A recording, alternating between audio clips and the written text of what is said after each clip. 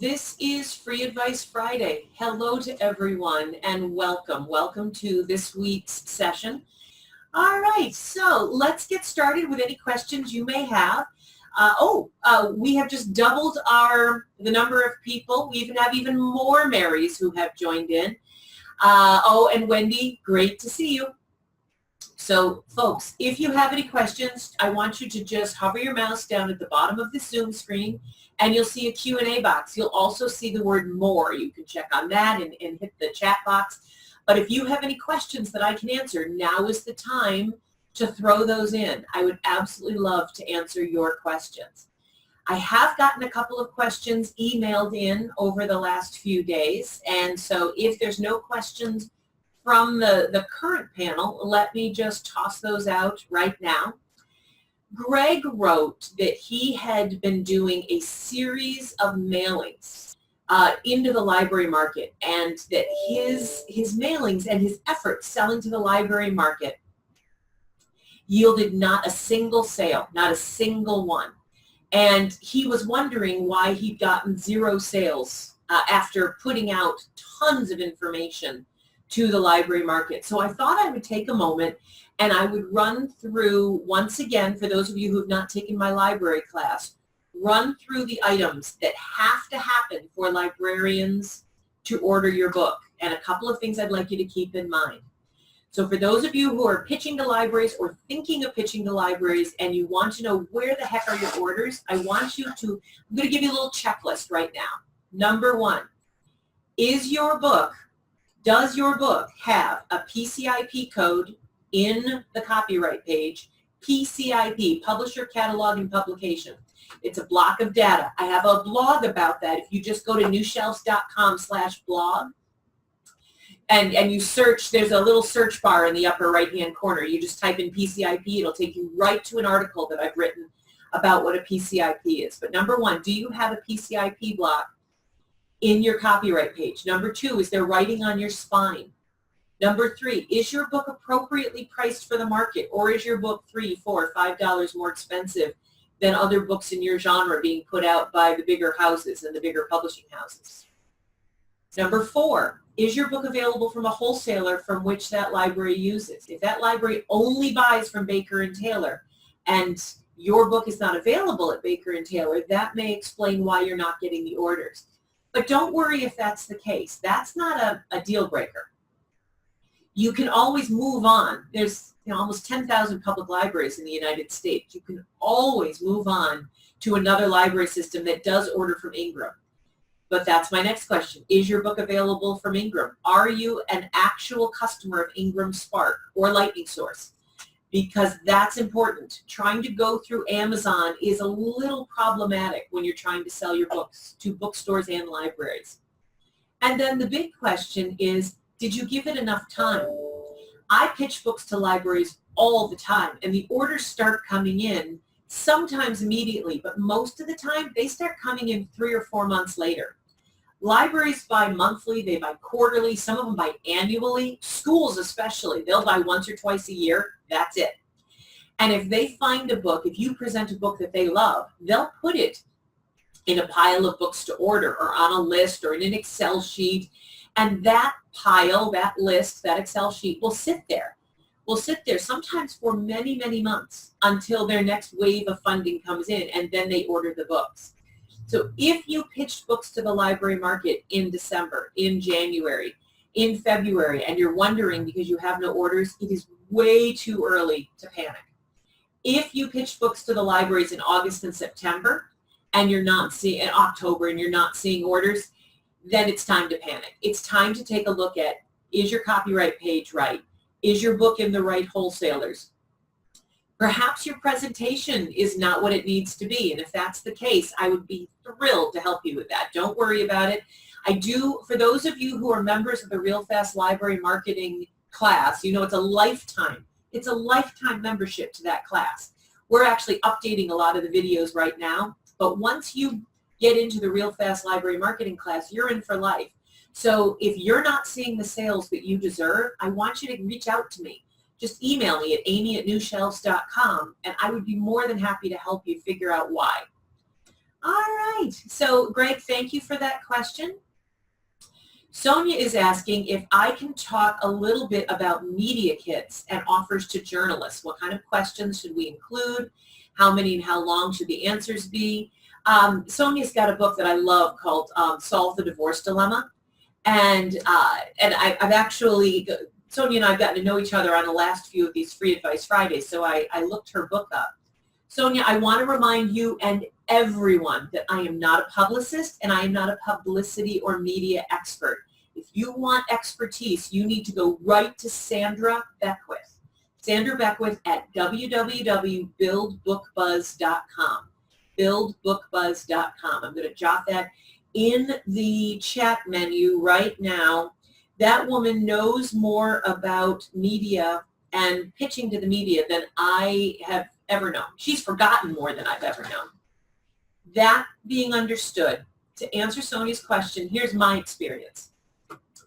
When I am pitching the media, I try very, very hard to get as specific as possible and to get unique. So if I find a magazine or a blog that has a lot of followers or a lot of subscribers, then what I want to do is I want to get to know that magazine, get to know that blog, see what they have out there already, and pitch them an idea for an article or a top 10 list or an interview that best matches their tone. If there's a sassy sort of freewheeling tone to a blog about, let's talk about the fussy librarian or the grumpy librarian. I love the grumpy librarian, but she's got a real curmudgeonly tone. Perhaps I should pitch her the top 10 things that librarians find annoying when self-published authors walk into their location without an appointment. Match tone for tone. So there is no, I'm afraid, there's no general, what Joan Stewart from Publicity Hound called spray and pray. You don't want to spray and pray. You don't want to create one pitch and send it out to 50 or 500 people. It needs to be specific and it needs to match the tone of whomever you're pitching. But on your website, and I have this on my website, it is always a great idea to have an updated and constantly changing list of interview questions and list of topics that you can talk about. So interview topics for somebody who's got a divorce about solving the divorce dilemma is, and you can talk about know when it's time to leave, when is it a good idea to keep working on it. Maybe you want to write an article about, how to address things with your kids' schools. I don't know, I'm spitballing here, but because I'm not at all considering a divorce, but come up with topic ideas, have them on your website, and then take one of those ideas, flesh it out a little bit, and pitch it to a magazine. That's what I would do. I hope that answers your question. All right, gosh, we have, let's see. Mary says she's a book editor and about to become one of the go-to editors for a worldwide publisher. Congratulations, Mary, that's terrific. She'd love to have an agent or an attorney to negotiate editing contracts. Yes, I know exactly who you guys should approach. There is a woman, her name is Anna Termini. Anna Termini, and I'm going to post in the comments right now her email. She is my go-to. She has been an agent for, I'm not going to tell you how many years because she'll be really grumpy with me.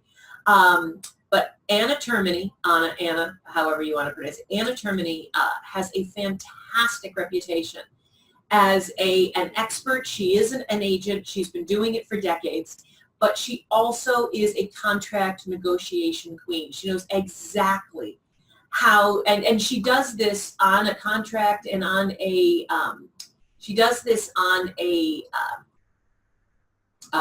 on a case-by-case basis. She'll consult is the word I'm looking for on a regular basis. She's not expensive and she knows her stuff. So let me type her email.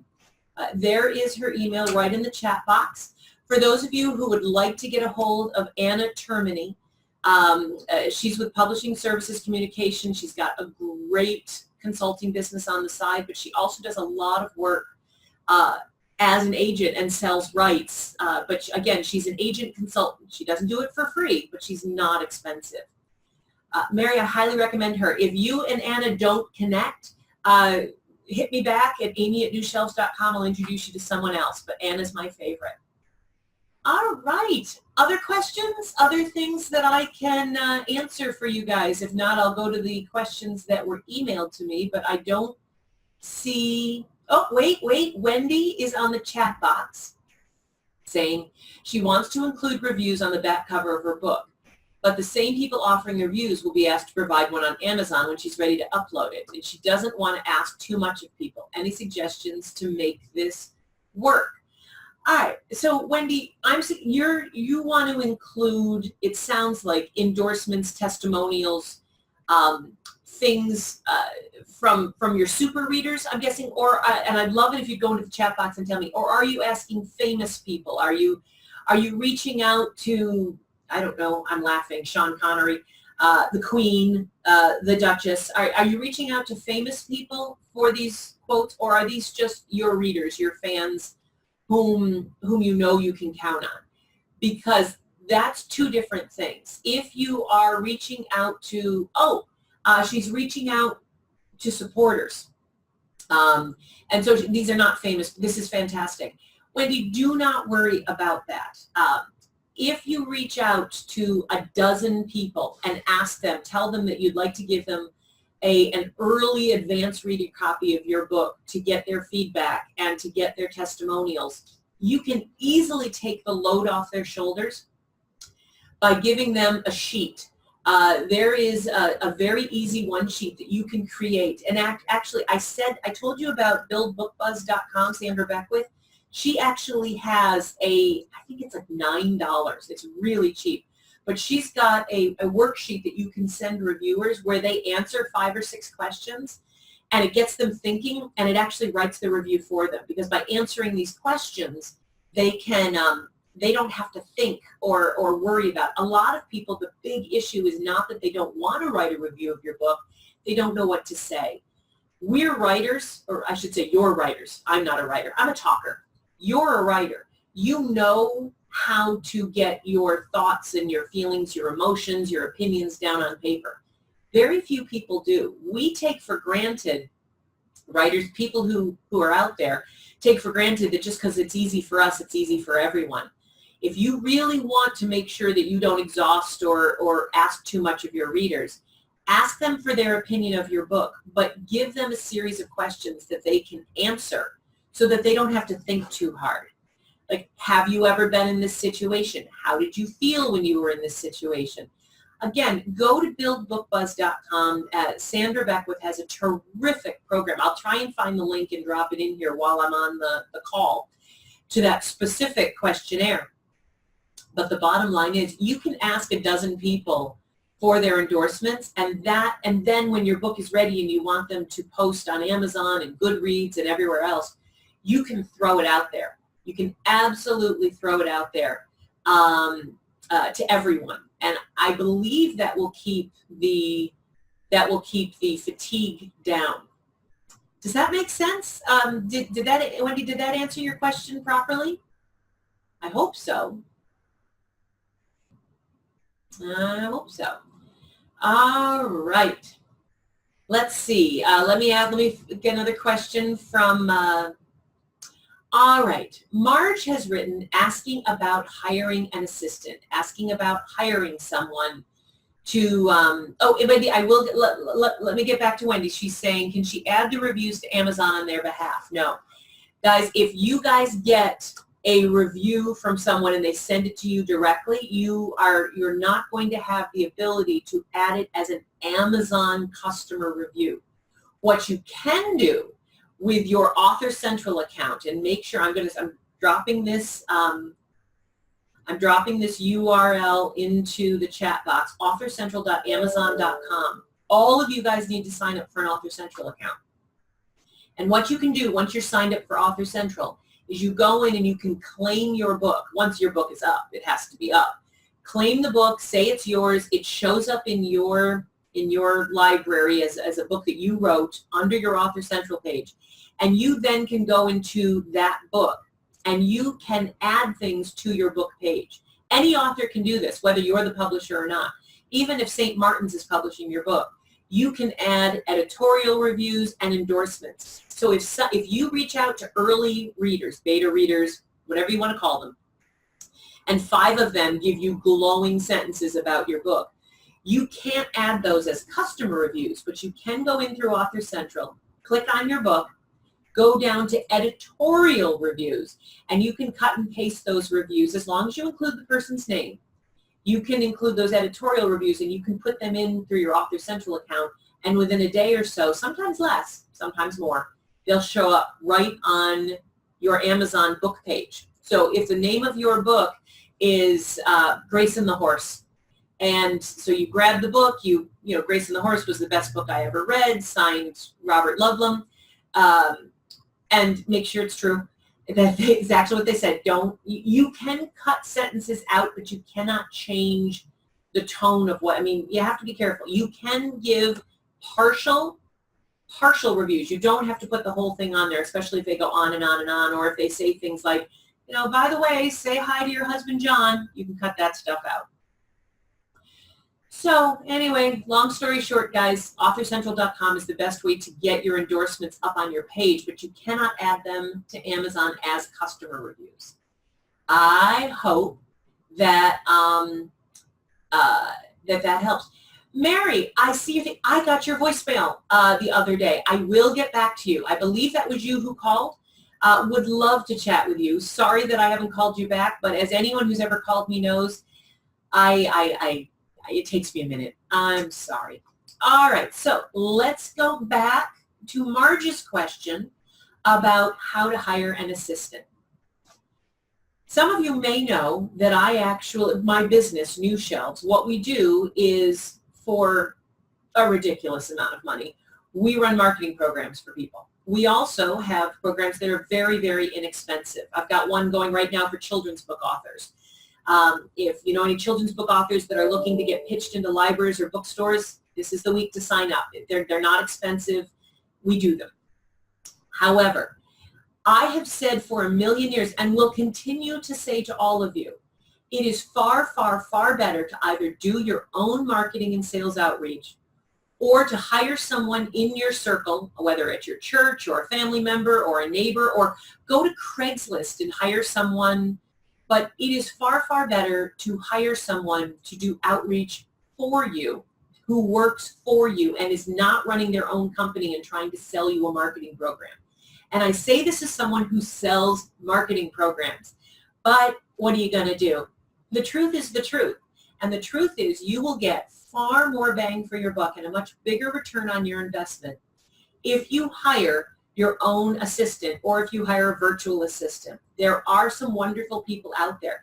I have people who work for me here in the offices. Connor's next door, Carrie's down the hall. We have a lovely woman named Felicity starting next week. But I also have VAs. I also have people who live in Atlanta and live all over the country, and they do work for me.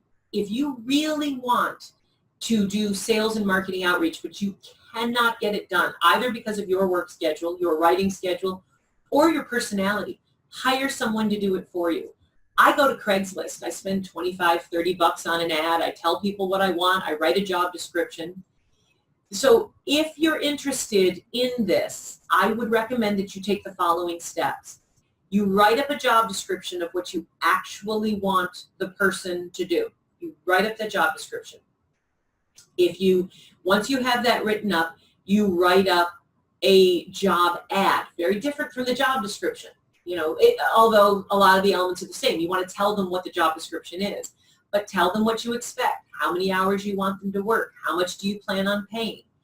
I would recommend that you at least pay $15 or $20 an hour to start. That is the bare minimum. Please, if you try and hire someone at minimum wage, you're going to get minimum skills and minimum effort.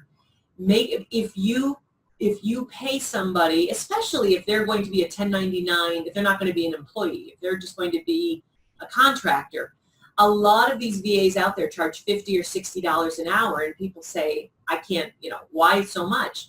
Well, because they run a business. they're running a business and they have to pay all their business expenses. So pay someone high enough, and I promise you won't be sorry.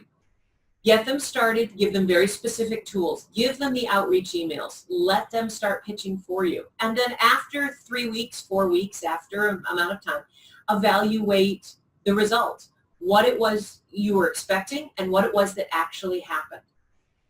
It is very exciting and easy when you get these blasts of emails, saying, hey, we'll sell your book in 9,000 catalogs and we'll send you to corporate headquarters and HR departments all over the world for special sales. Just sign up here. It's easy.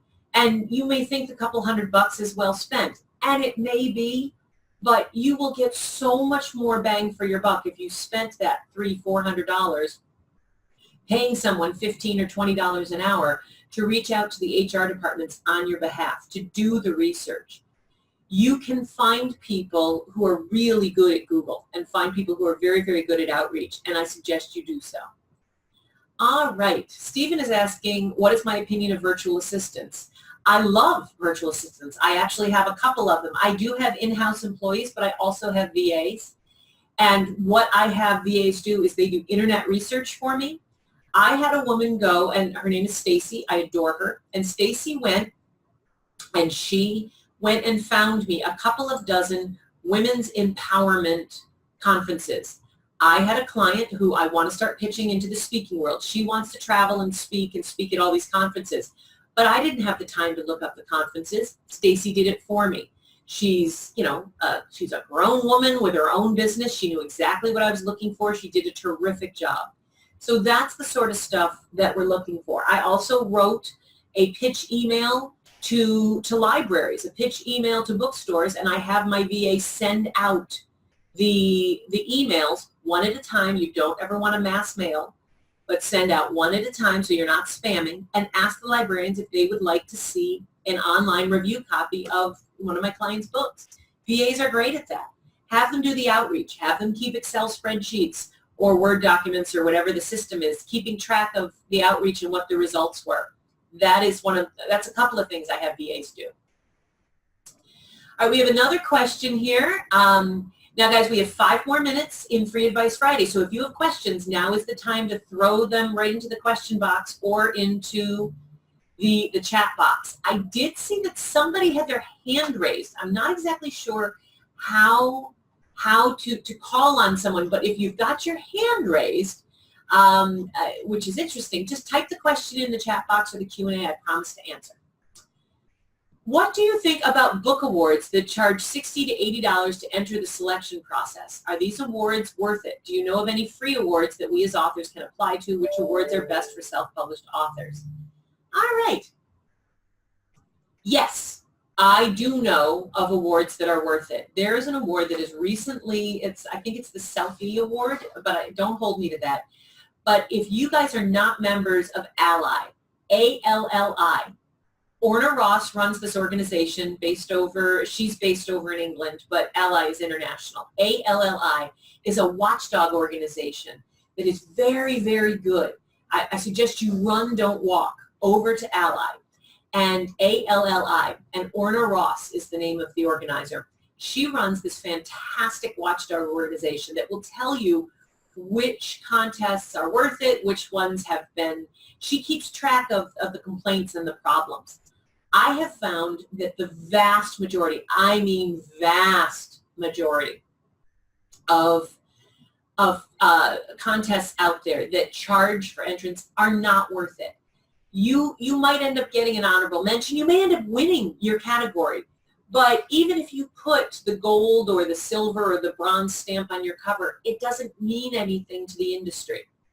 The booksellers, the librarians, the people whom you're trying to impress with an award, they're not going to be impressed because your self-published book won a self-publishing award.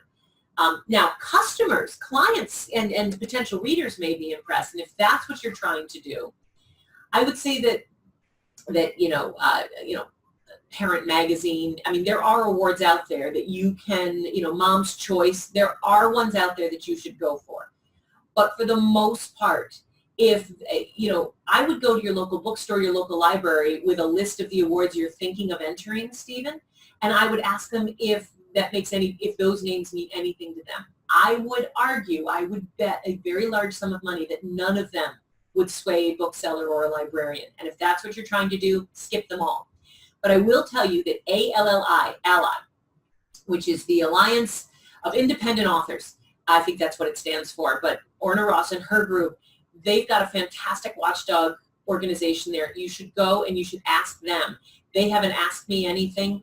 My answer is don't enter most of them. I don't have any names of the ones that I consider particularly sketchy because I don't want to broadcast that out. But if you want to email me privately, I'd be happy to send you a list of the ones that I would avoid if it were me. And so I hope that answers your question. All right. Let's see. Is there a central location for pitching high school teachers for textbooks? Mary, I do not believe that high school teachers actually make the textbook decisions.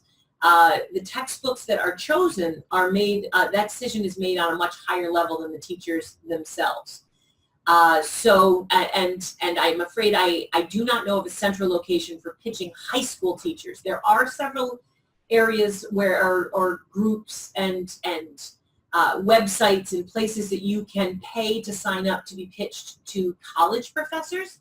But as far as I know, high school teachers, while school systems do buy textbooks from major textbook wholesalers and the publishers, if you're trying to pitch a particular textbook to the high school teachers, I think you're missing the mark. I think you need to go a little bit higher. The teachers are not the ones, in most cases, that decide what textbooks are being taught in their schools. Stephen is asking about review pitches. Do you have a script or a formula that you would use? I do. I actually teach a class on how to get a review. That is too big of a question, I'm afraid, for me to answer here. But I will give you the short version. For those of you who are trying to get a blogger or a book, someone who actually does a lot of book reviews to review your book, here's the short version. Dear Janice, username, or if it's Kirkus, Dear Kirkus. I was reading your magazine, I was reading your blog, I was reading your book review, whatever it was you were reading. Get specific. And I noticed that you really enjoyed and then give a book that's like yours. I noticed that you really enjoyed the latest book by John Grisham. I am submitting my book to you for for consideration for a review. Many people who have enjoyed John Grisham have also enjoyed my book. Here is a link to the online site where you can download a Mobi, a Kindle, an EPUB, Mobi and Kindle are the same thing, a PDF as you wish. If you would prefer a hard copy of the book, please respond back. I'd be happy to send you one. Thank you very much for your consideration. Have a nice day, Stephen. That's the short version of what I would send to a blogger. Make sure you personalize it. You make sure they know that you've read another review that they've written. Connect it to a review that they've written. If you don't know what reviews they've written, don't send them a request to review your book. Any more than you want to be approached without somebody doing their due diligence. All right, it is 10:30. My God, these go fast. I think I'm going to have to open these up I say next week we do 45 minutes because this is I'm really having to cram these in. Guys, it was a fantastic Free Advice Friday. Wonderful questions. Sonia, Mary, Stephen, those of you who asked questions, Wendy, I cannot thank you enough. I will give hugs to Marley. I'll scritch him on the head. He's home today. He's not in the office like he was yesterday. Guys, I will see you next week. I'll stretch this out for 45 minutes next week, and I look forward to seeing you on Friday and every Friday, Free Advice Friday. Bye-bye.